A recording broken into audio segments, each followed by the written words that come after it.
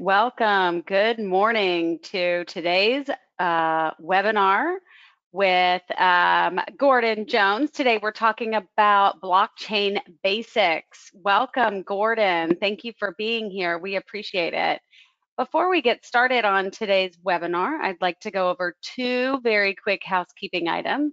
One, as you can tell, all of y'all are in listen only mode, and we will keep it that way for the webinar just for ease of access. But before we begin, I'd like to make sure all of y'all can hear me. So can you please go ahead and raise your hand in the webinar controls if you can hear me? Hank, Jim, welcome. John. All right. Selena. Hey, Selena. I'm so excited to see you on here. Okay. Thank you all. So y'all can go ahead and lower your hands in the webinar controls. Thank you. Next up is we're only going to be taking questions in the middle of our webinar and then again at the very end. You can go ahead and type your questions in the question section of the webinar controls. If you want to go ahead and test that out, please let us know where you're calling in from. Go ahead and put that question in there and we can see that come in. And yep, so it looks like somebody has, all right, great. Charleston, Greenville, welcome. Thank you all for being here. Hello, hello, hello. Okay, so everybody can hear me and we're tested out the webinar controls. We are good to go. Gordon, thank you so much for joining us.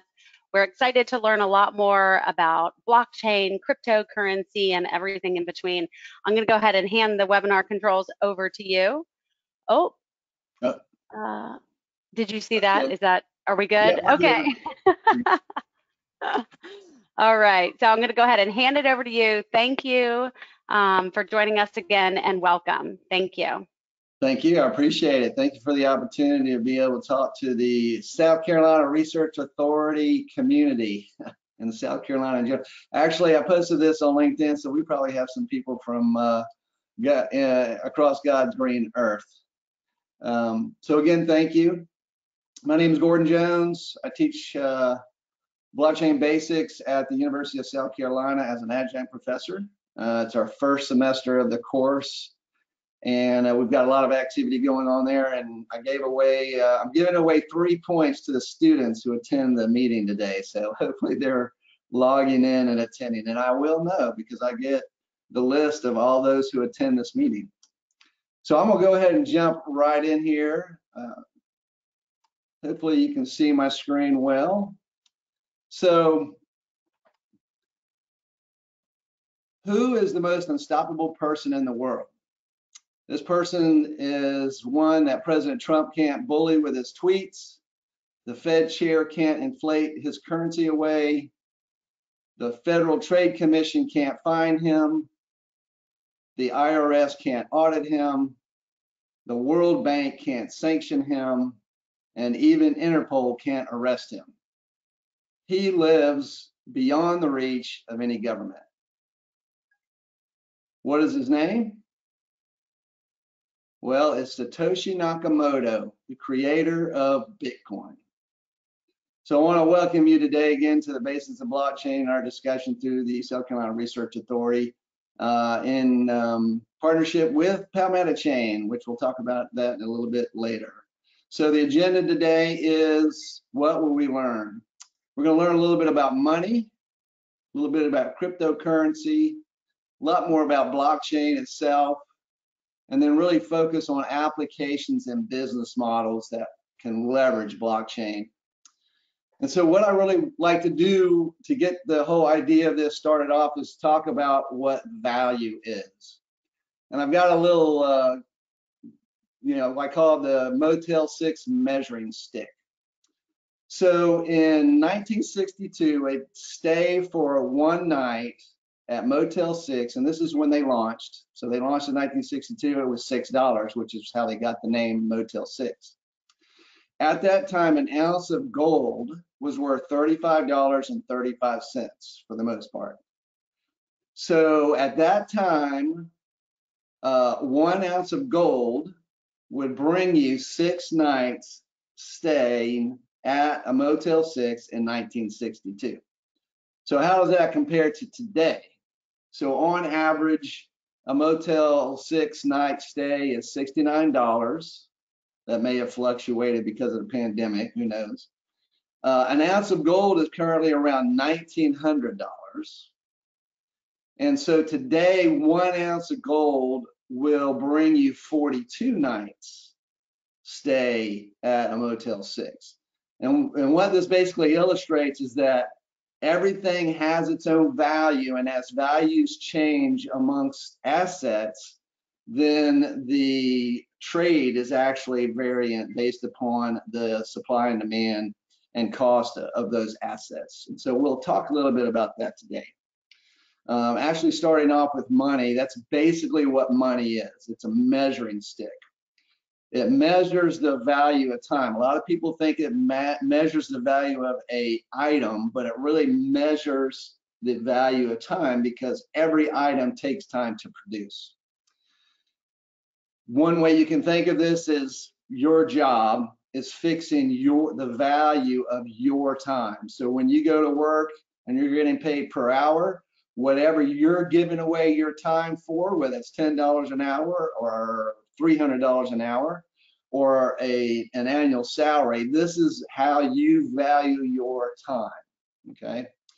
Creative time is valued by the consumer. So if you think about somebody who's actually creating a product or a painting or building a piano or whatever, that value, is valued by the customer based on how much they want to spend on that product and then your time putting into creating it. So the product is valued by supply and demand. And the example of this is, the Ford company. So supply and demand for an F-150 is higher than a GMC or a Ram or other type of pickup truck. And that's all based on our interest in purchasing and their supply of building. So before coins, we did around the world, we barter. So I traded a Ford for a certain number of paintings, for example. The one I like to use is the baker who buys flour from the mill, then bakes the bread and can trade loaves of bread back for more flour from the mill if they want to. Or you trade your chicken for 6 loaves of bread. So that's bartering from a long time ago. Still actually goes on today. But the first coin was actually created, and we call it a replica, in China, 1000 BC. Then the first minted coin of gold was in Lydia, which is today Turkey, 600 BC. The first paper note was created in Sweden in 1661. And the first digital money, so I love this story. A lot of people don't really think about this. So in the late 1800s, after we had already created the ability to transmit messages over wire, Western Union was created. And let's say you're a gold miner in California and you want to send money back to your family in New York. So you're going to take your gold in California, you're going to convert it into whatever form of money they had that Western Union would accept. Then you're going to give Western Union that money. Then they're going to Morse code out in digits that message and send it to New York. And then the New York Western Union office is going to turn that whatever it is value back into money. And then whoever you're sending that money to goes to the Western Union office and picks up the money and pays their fee for the transaction. So, I feel that that's really the first digital money because the money was converted into digits via messaging over the wire and sent all the way to New York in minutes, probably back then, and then converted back into money. So that's the first digital money, I say. The first independent digital asset. So a digital asset is something that was created and programmed to be on computers and equal value to some asset that's physical. And in this case, it was e-gold. So e-gold was created and created a digital e-gold asset, and that whatever denomination was equal to some level of gold. So it's gold-backed asset. Okay. Milton Friedman predicted in 1999 that we would actually create an independent e-cash on the internet. He knew that we couldn't really do it today, and I'll tell you why in a second, in 1999, but he predicted that we would be able to do an independent e-cash system in the future.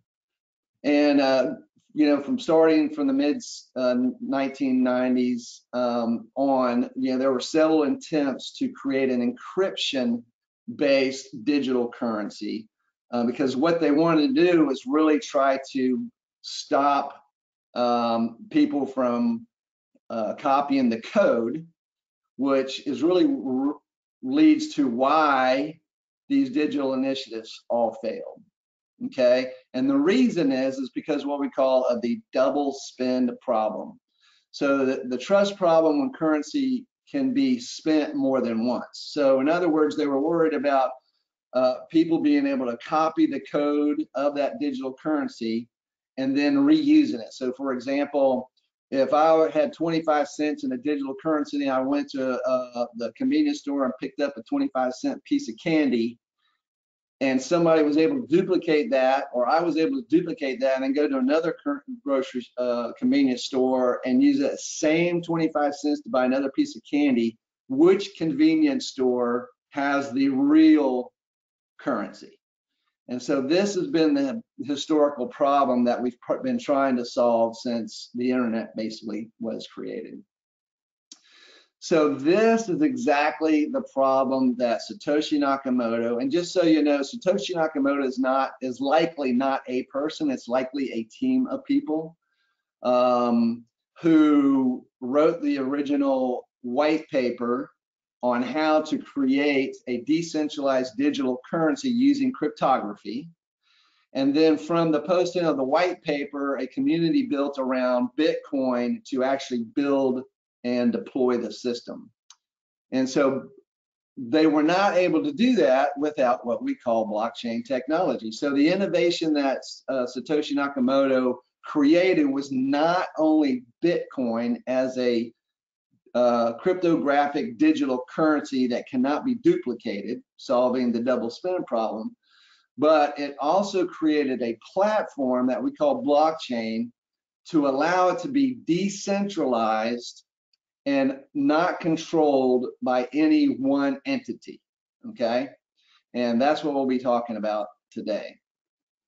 So basically, at the end of the day, blockchain is just taking what we call the general ledger. The general ledger has been around for 3,000 years in various forms, and turn that into a block of transactions recorded within a specific period of time. Then distributing that as a decentralized ledger across a peer-to-peer network. So basically a bunch of codes, a bunch of nodes, computer nodes around the world that host that ledger, okay, and then process the transactions. And so how the blockchain works, and specifically to Bitcoin, we'll talk about some others later, but to Bitcoin, the Genesis block was created. The first computers that were nodes on the network were processing the transactions. And in Bitcoin's case, one block can hold about 1 megabytes worth of data. And the data is just a list on the ledger of all the transactions that occurred during that period of time and were validated by the network and then placed in this block. Then what happens, and you'll see down at the bottom, the SHA 256, basically what this is doing is taking all of the data inside that block and creating one string code that we call a hash. And then that one string code gets placed into the next block as the first data in that block. And so this is how you're able to connect the different blocks of data at 1 megabyte per block and allow the information from the first block to get placed into the second block through this hash, which is 256 digits. Then the next block gets processed by all the nodes on the network until 1 megabyte worth of data fills up that block. And then all of the information in that block plus the hash number from the first block gets turned into a new hash number. And then that gets placed into the second block. And now you just keep doing this over and over and over and over. Okay, and so that's why we call it a blockchain, because it's one block, because every block on the chain is only 1 megabytes worth of data, and they're all specifically connected to each other through the hash numbers, okay? And I know it's complex, and this talk is really not to do a deep dive into that, but that just kind of gives you an idea of the security, because it's really virtually impossible to hack the Bitcoin blockchain network today. As a matter of fact, it's been predicted that it would take 314 million years of today's worldwide computing power to go back to the original Genesis block of Bitcoin and change any of that information. And what happens is if you try to go change any of that information on one of the computers in the network in that Genesis block, then you've got to tell all the other computers around the world that that is correct. And what happens is it compares the hash numbers and it sees that it changes, and then the rest of the network denies that change. So that's why it's so secure, because it's decentralized, it's distributed, and it's all over the world. And so who is it that is processing all of these transactions? Millions and millions of transactions every day. So we call these miners. Mining is the process of recording the transactions and then adding that to a new block. And then once that block is full, then we put that block on the blockchain. And so these computers, the Bitcoin algorithm is a mathematical puzzle that we call proof of work. In other words, it takes a lot of computer power to solve the problem, the puzzle, that then validates all of that data to be put into a block on the Bitcoin blockchain. And the miners get rewarded for this. There's a lot of technical discussions around the process of mining and all that we won't get into today. But basically, a miner who earns the right to place that block on the blockchain, they get paid 6.25 Bitcoin for that block. And then today's earnings is actually a little bit more than that today now. They basically, for doing that, they would earn about $71,000 or more. It's all based on the price of Bitcoin, of course. And on average, it's predicted that the cost of the energy and the computing power to do that is around $15,000. So they're basically making a good $55,000 or so on their work, proof of work, to process and create and validate all the transactions that are being placed in that specific block. Okay. Now there's a whole bunch of different types of mining out there, all the way from your garage. There's people all over the world who are just running mining operations like this out of the lower left, out of their garage. And then there's huge mining operations, especially in Iceland, in China, in Russia, and some of these other, Georgia, some of these places where they, as a country, have enabled operators to build these humongous computing, basically warehouses. They do eat up a lot of energy, and there's a lot of controversy around all that. And that's one of the things that people push back around Bitcoin is that they're generating so much energy to process the transactions that it's affecting, quote unquote, the climate. But we won't get into that today either. So basically, at the end of the day, it almost looks like any payment system when you do a transaction on the blockchain. So somebody wants to request a transaction. Let's just say I'm buying that piece of candy with the digital coin. What happens is that request goes into the network. The network then verifies that both parties exist and that there's the ability to do the transaction. Once it's verified, then it validates that there's actual cryptocurrency available. And this is done through contracts. We'll talk about a smart contract in a second, records and other information that tells the network that there is cryptocurrency available to do the transaction. And then the transaction occurs, and all that data is then processed by the network, by the miners. And then once it's validated and put into the block, and then once that block is full, which is in Bitcoin's case 1 megabyte, then that's when it's sent to the blockchain and created as a permanent, immutable, and unalterable block of information. So there's virtually no way to go back and edit that information. We can update it in the next block. We can update that record. So like if we for some reason there was a refund, request for a refund or whatever, we can then do a whole new transaction where it's reversed, but it's not changing the data that's in that block. It's just adding new data that we're reversing the transaction, and that's in a new block.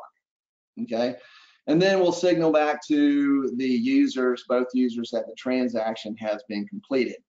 So another thing about this, we're very used to transactions happening in seconds. So you go to the grocery store, you buy your groceries, you're going to swipe your credit card, and in about 2 seconds, your credit card transaction's validated as long as you have money in your bank or credit on your credit card, and Publix feels confident that they're going to get paid the $200 for your groceries you're buying. That happens within seconds, and that's what we're used to. The problem with the Bitcoin network is that it takes approximately 10 minutes to verify a transaction. So this is why Bitcoin has not been adopted for daily, everyday buys, okay? It's mostly focused on big purchases like cars or an ounce of gold or painting or a building, to where those transactions don't have to happen instantaneously, but can take 10 minutes because we can sit around the table with our lawyers and twiddle our thumbs while the transaction occurs. But we can't do that at the grocery store. So this is one of the complaints about the Bitcoin blockchain network, and the reason why there are many, many thousands of more new blockchain and cryptocurrency networks now in existence today. We're not going to get into all the different ones today, but I will illustrate what's happening in the market there. So the next phenomenon that is happening is what we call the development of smart contracts. And now these are not pieces of paper that are put on the blockchain. These are actually applications that manage the transaction around a specific use case. So you would design a smart contract to manage the process of, let's say you're buying a piece of property.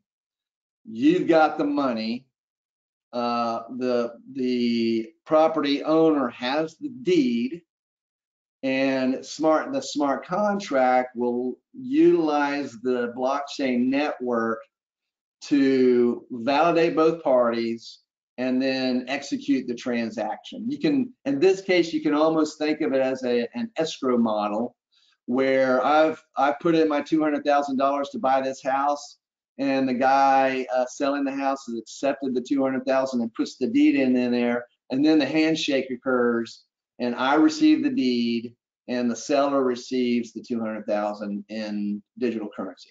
Okay, so that's what a smart contract. There's many, many, many more use cases that we'll talk about in just a second. But this is another development of an application that's built on top of a blockchain network. Now, there's really three ways to look at blockchain today. And you can kind of think about it. So in the early days of the Wild Wild West, when medicine was moving from the east to the west, there were these guys out there that were selling snake oil. So it's all fake stuff, right? So a lot of people look at Bitcoin and all these cryptocurrencies and blockchain as just snake oil in the tech industry.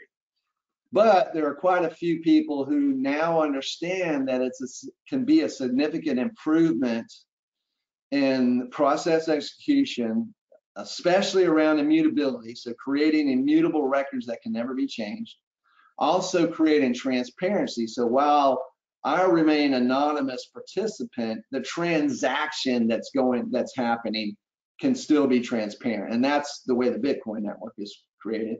And then ultimately, we're talking about speed. And the target on the speed side is in the banking industry, where today, in order to move money between banks, it takes 3 to 5 days.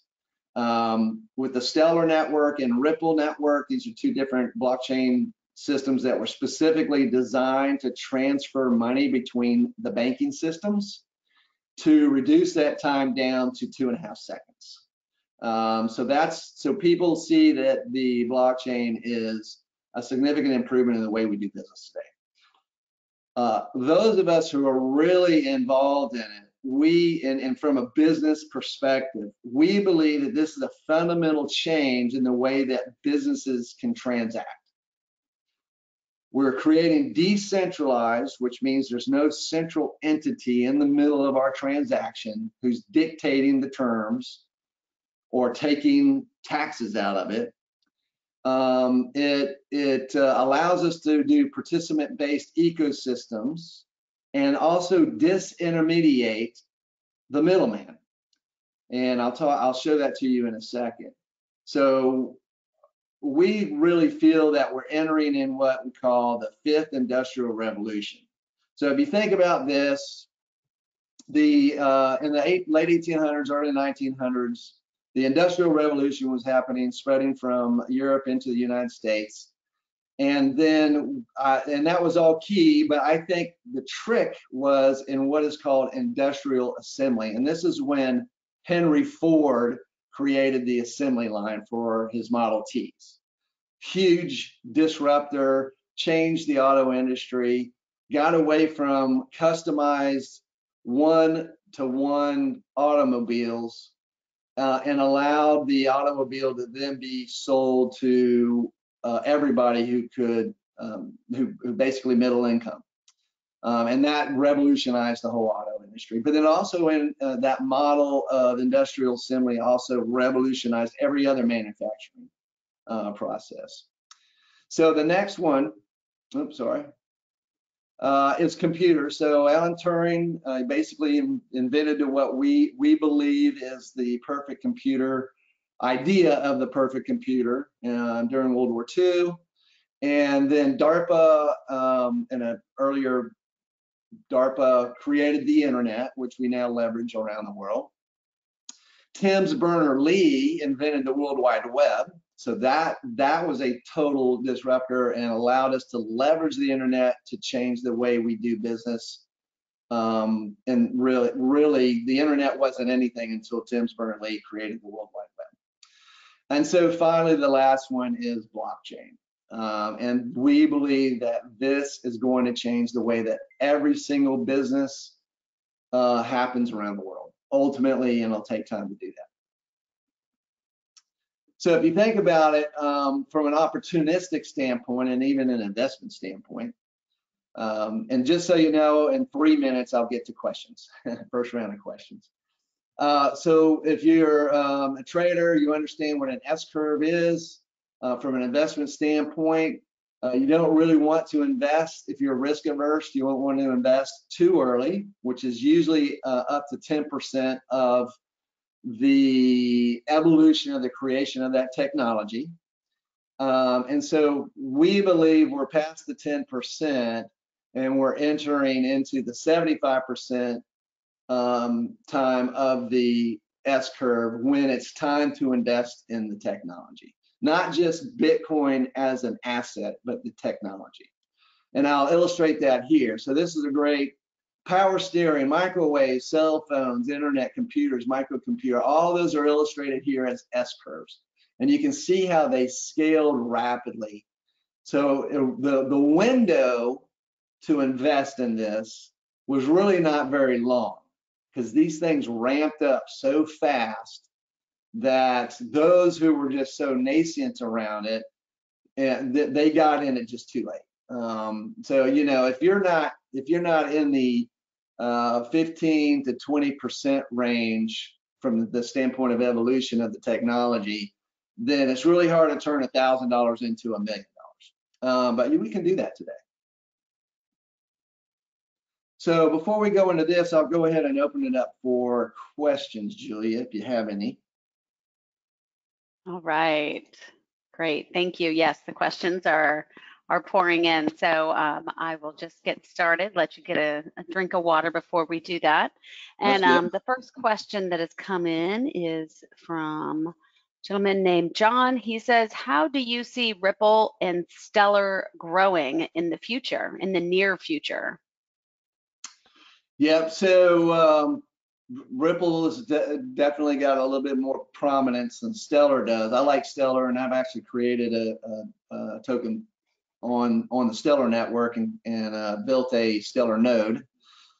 So I like Stellar better, but that's mostly because of the way they process the transactions and also their ethics, but we won't get into that. At the end of the day, I think the banks are in the SWIFT network are actually going to jump on board and maybe even create their own. So they probably will have some competition from the banking industry they're trying to disrupt. Well, initially serve and then disrupt. So, I think from an S-curve standpoint, we're still in the investment stage for that. I just think it's going to be a slower scaling for them than what we all considered, 4 years ago. Thank you. The next question is from Stephen. He says, can you give some examples of how blockchain would be used outside of the fields of currency and finance? So I'm going to get to that in the presentation. Great, thank you. Another question from another Steve has come in, and the question is, when do you see this being widely adopted and used by the average consumer in a financial transaction? I'm going to talk about that. All right, John, thank you for your question. The question is, how long will it take? Okay, I'm sorry. Let's see, the question is, how long will it take for, say, 80% of small businesses to use Bitcoin for their transactions? Are you going to get to that? I'll kind of get to that. Okay. And then the next question is from Curtis. And the question is, why exactly does it take 10 minutes for transactions to process compared to today's standards? Yeah, so the way that the Bitcoin network is structured is it's a worldwide decentralized distributed network. So all those miners who process the transactions are all over the world. And the way that the Bitcoin network is structured is all of the nodes have to say, or at least 51% have to say, okay, this is a valid transaction before it can even be processed by one of the miners into a blockchain. So that's why it takes, and then they actually, in the white paper, designed it that way for some reason. They wanted it to be not necessarily a speedy transaction, but at the end of the day, it's really because the computer, the distributed network of the systems around the world, and it takes that long to do that. It's also really kind of based on the processing that the computers have to go through in order to validate those transactions and put them on the blockchain. Great, but thank you. Stellar is only 2.5 seconds, like I said. So there's different types of blockchains out there. So. Okay, great, thank you. We are jumping over to a security-related question. The comment in the question is you've made a great argument that blockchain tech is very secure, at least for the next 300 million years. But there have been security issues and breaches around the crypto system and exchanges. So what exactly is happening there? Yeah, so that's the failure on the application level. So let's say you created a wallet to hold your cryptocurrency. That's an application that's not on the chain.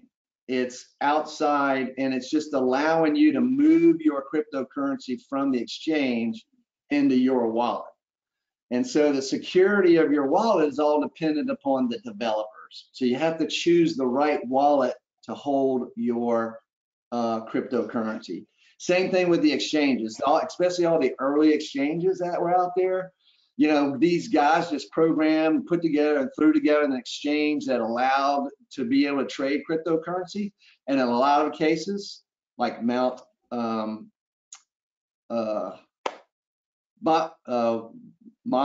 what the heck's the name of that? Anyway, it happened in Japan, and a lot of Bitcoin was stolen, and a lot of things failed there.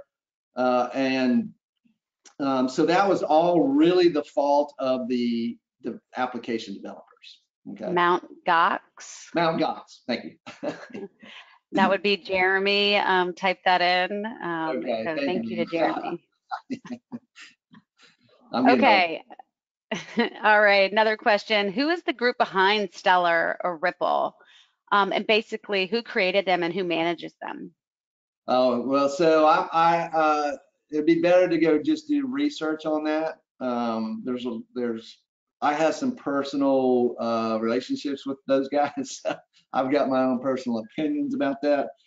And but you can go out and research. As a matter of fact, I've got some posts on my LinkedIn where I talk about the differences between some of the blockchain networks.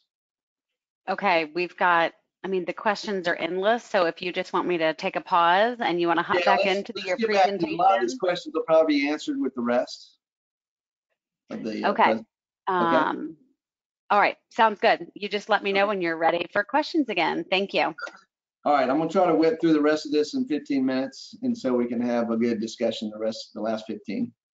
So, so really where we are now, so blockchain is considered the third phase of the internet, or you can think of it as 3.0. So the first phase of the internet was the .com, and that's when companies learned to publish content, and that's really what Tim Berners-Lee created. So he wanted to be able to see research on his buddy's computer without his buddy having to email that research to him, right? And so in the .com phase, we learned how to publish content, and then we created websites to do that.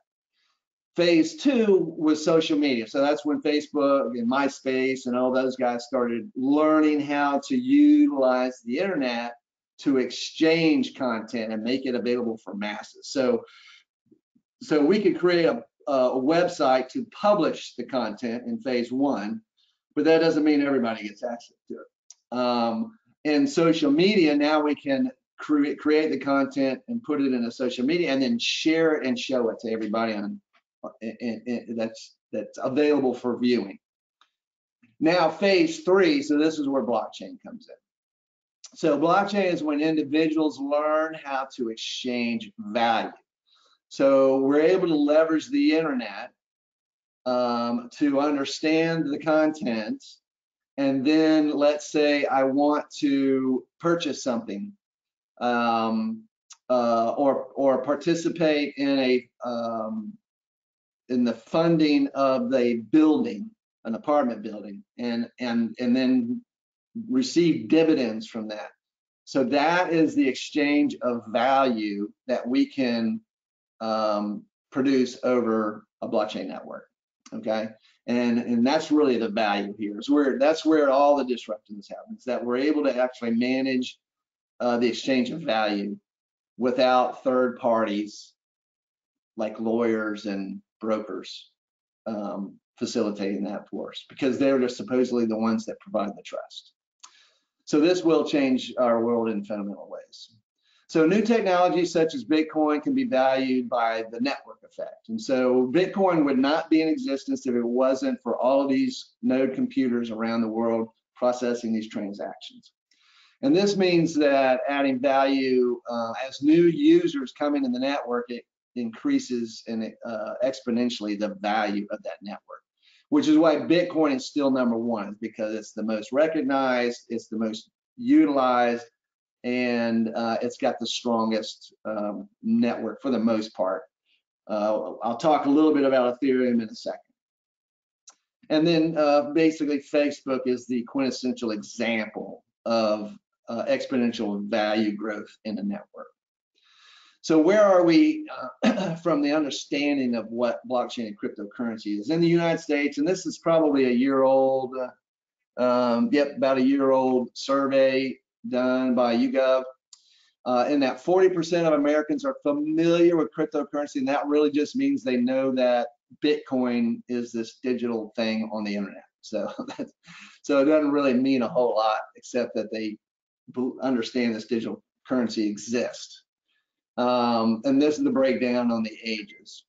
I will say that my course, so my student, Erica Barnett, she's been researching blockchain for about 2 years. She surveyed UofSC students last year for a research project and found maybe 1% of them actually knew what blockchain was. So they might have known what Bitcoin was, but they had no idea what blockchain is.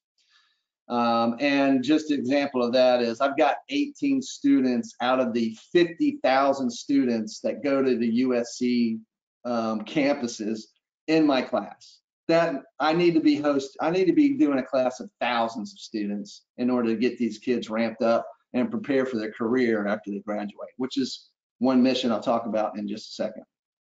So here's what's going to happen, right? So we are at the S curve. In the S curve, we're at 15 to 20% of the evolution of the technology.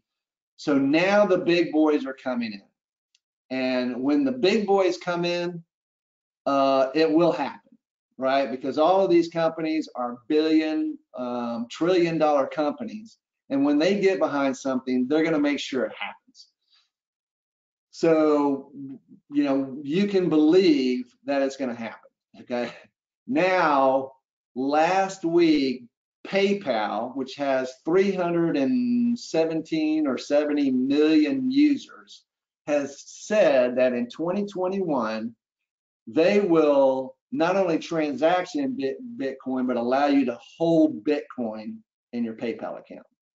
That is now going to open up the ability and ease of acquiring Bitcoin by all those millions of people. And as a matter of fact, they'll probably get more millions of people to come on and use PayPal because it's so easy to then acquire some Bitcoin and hold it in your PayPal account. That's huge news. Of course, we got Bitcoin. So Ethereum is the second largest blockchain network out there.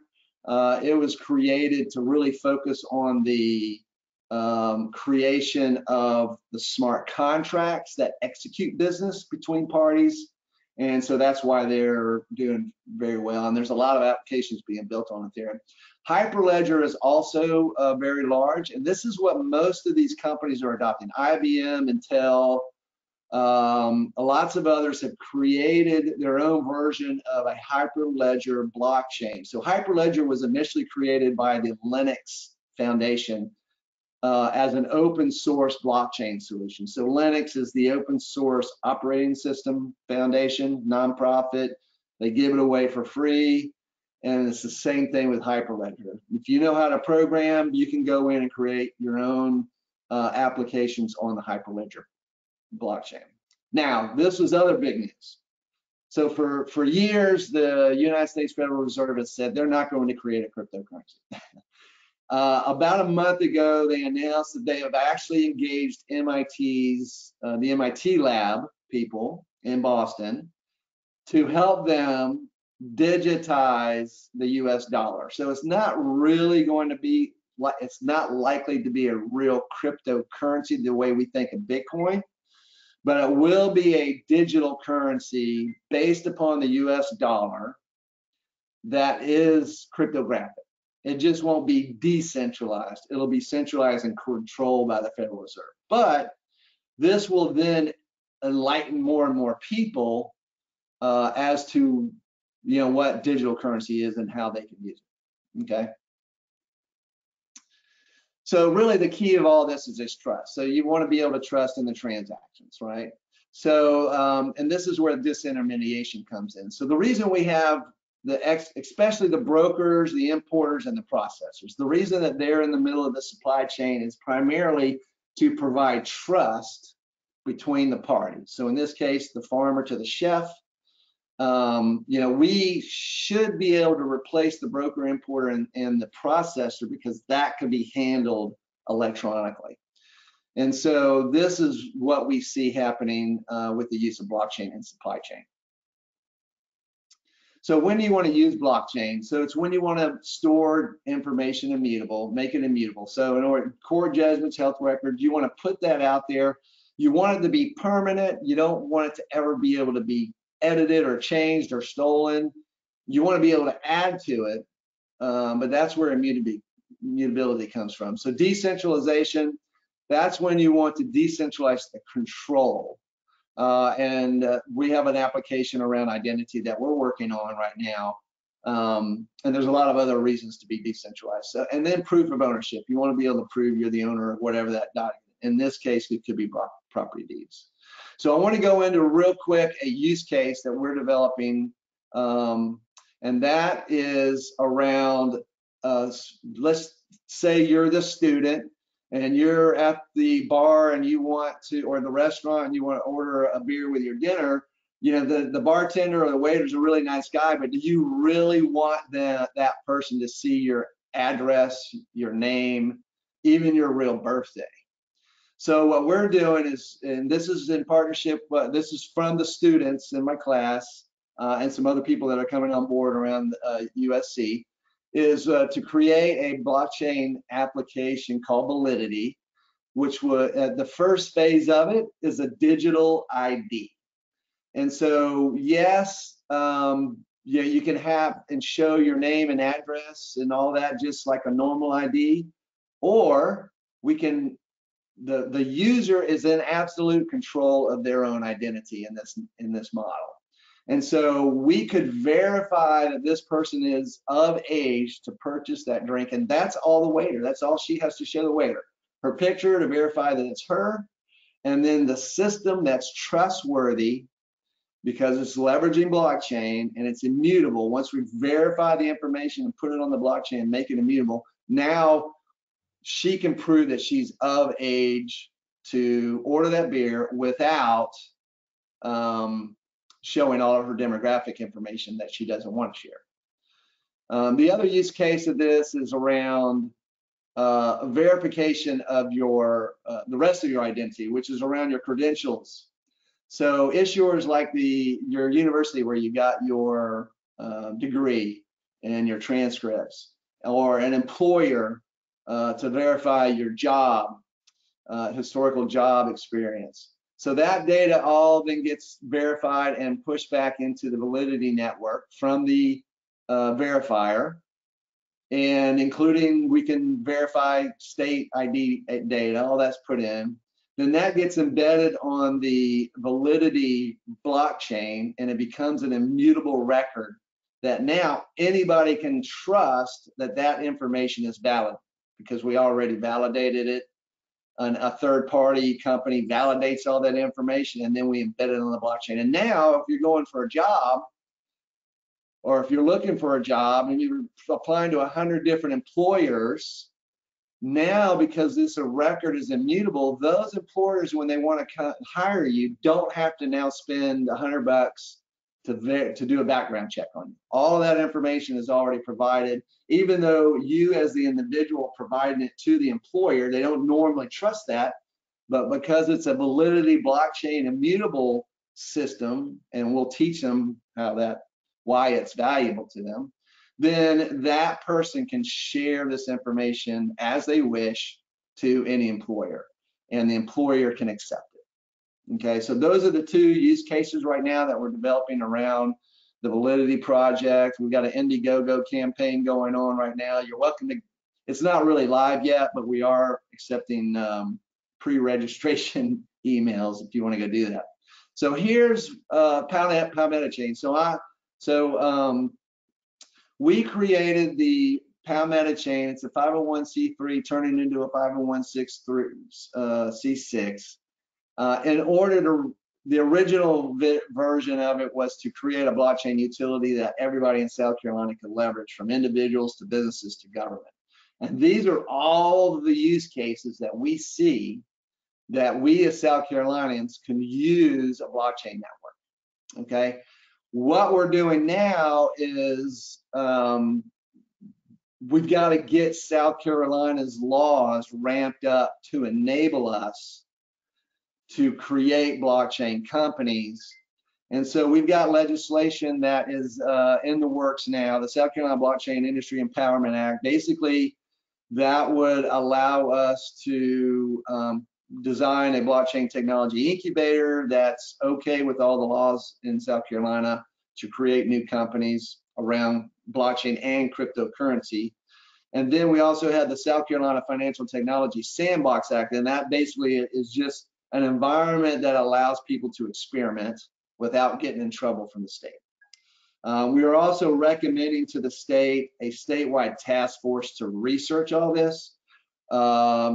Wyoming and Colorado have very strong statewide task force. Wyoming is way ahead of everybody. They've already created their first digital bank. That's a bank that can hold custody of cryptocurrencies. So they just are launching that right now. Colorado already has a digital ID system that they can then start building the blockchain as underpinnings of that. So we want South Carolina to be a leader, and we need all of your help to do that. So what would we talk about today? A brief history of money. Talk about the creation of cryptocurrencies, how we can enable blockchain technology to help us, and then specific use cases and business models. That's really the key, is creating the business models that will leverage blockchain as a technology. It's not about the technology, it's about the business. And that's what we're really working towards. So you can reach out to me at palmettochain.com or validity.com, or my email is email@gordonjones.org, and my phone number. So yeah, so we got 10 minutes left to answer some more questions. Great, thank you so much. Thank you so much, and thanks for talking about Palmetto Chain, and then you're calling it, just pronounce it again. It's not valid. It's the word validity, but it's validity. It's pronounced Validity. So validity, right. Or valid ID, if you want to call it valid ID, but it's validity. It's all around. Validity. Ultimately, our mission is to develop what we call self-sovereign identity. So that means you're going out there, we're grabbing all of your personal information that's out there and pulling it into a system that then you can control on who accesses that information and why. And ultimately, we see that now that you're in control of your own information, instead of Facebook and Google making money off of your information, because if you get something for free, guess what? You're the product. The service that Google is providing or Facebook's providing is not the product.